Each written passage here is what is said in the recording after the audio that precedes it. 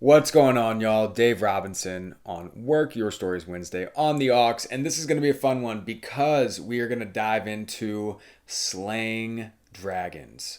All right, this is a client of mine who slayed some motherfucking dragons on a storywork call, and we're going to have a quote right out the gate that tells you why that's important. So, and I quote G.K. Chesterton: "Fairy tales are more than true, not because they tell us that dragons exist, but because they tell us that dragons can be beaten." All right, so again, I'm going to walk you through three iterations of a story that a client of mine had where we slayed some motherfucking dragons for real. For real. So, remember, the first draft, anytime you write something down, that's just you telling yourself a story. All right. And what we try to do in story work is we try to get really specific with the words and get clear on where we are, take assessment of the feelings that are popping up in our body, the emotions that are popping up in our body, how our breath changes or our temperature changes or our heart rate changes, things like that. And then we translate it. Then we change that story to something that's more powerful, that's more forward looking, as opposed to, looking backwards or potentially projecting or having, victim mentality or whatever it may be, right? So this is a client of mine who is in an addiction recovery center. So he's been going through some hard times over the past couple of months. I've been working one-on-one with him, and I actually sat down in a group of 8 guys, 8 men who are in this men's home of this addiction center, and asked one question, and profoundly moved over the course of a little bit over an hour, everybody, right? And it's crazy what this one question can do. What area of your life are you feeling the most stuck in, and why, right? So when I asked that question to this guy in our one-on-one session, here's what he said, and I quote: "I'm feeling stuck in my ability to lose weight and make better choices regarding nutrition and sleep. I also need to let go of certain things that have happened in the past and forgive those people. No matter how hard I try, I seem to revert back to the easy way out, which means not dealing with the past and being lazy. Over the past 3 years, I've lost 20 months of my life to being incarcerated. I've lost all my joy from gaining 100 pounds and being incarcerated." So, obviously, this guy's feeling it right now, right? Been going through hard times. If we get further along in this guy's story, there's a lot of things that can contribute to however anybody's feeling at any particular point in time, right? And yet this guy's had a rough couple years, right?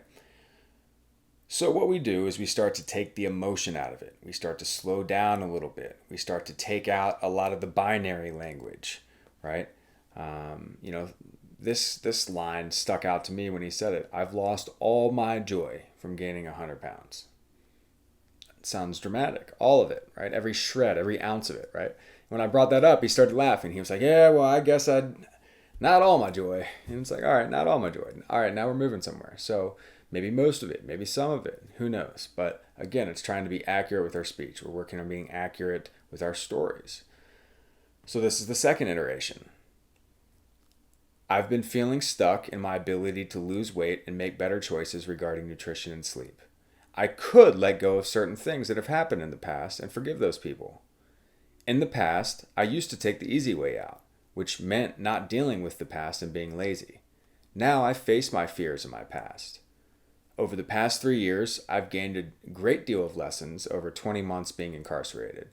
I've lost some of my joy and gained great perspective from gaining 100 pounds and being incarcerated."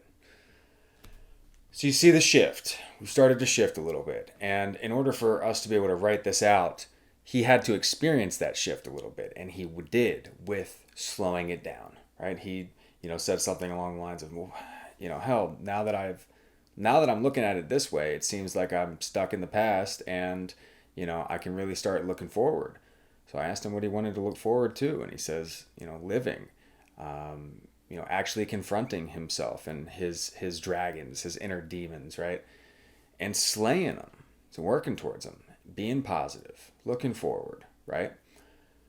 So in order to do that, we have to focus on forward as opposed to focus on the past. You can't look look behind you all the time and then that's what you're going to see. You're going to see what's behind you, right? So the way that we translated this, and I'm having him read this every single day until our next meeting, right? And I quote, I have a tremendous opportunity right in front of me right now to lose weight and make better choices regarding nutrition and sleep. I am letting go of the identities and memories that no longer serve me, and I will learn to forgive those people. Now I show up for myself, which means dealing with my past and working hard and being my ambitious self. Now I face my fears in my past. And over the next 3 years, I will gain a great deal of lessons. I will create my joy and gain a great perspective from gaining 100 pounds and being incarcerated. So this dude read this out loud in our group share earlier this week and was stoked. I mean, it's a total shift. It's a total, paradigm shift and cognitive shift in the way that he's looking at his perspective. So no longer is it the woe is me, victim mentality, look at all the stuff I fucked up on and all this stuff that I'm looking back in the past on, right? Now he's actually looking forward and he's got hope and he's seeing the light. And he's realizing that he has control over how he's feeling by taking control of his words. Boom. You have control over how you feel when you take control of your words and your breath. Let that shit soak in. That's Storywork 101. If you want to hear more, see more, learn more about it, go to www.workyourstories.com. I'm on the gram at GetStrappedStayStrapped. This is Dave Robinson with Work Your Stories Wednesday on the Aux.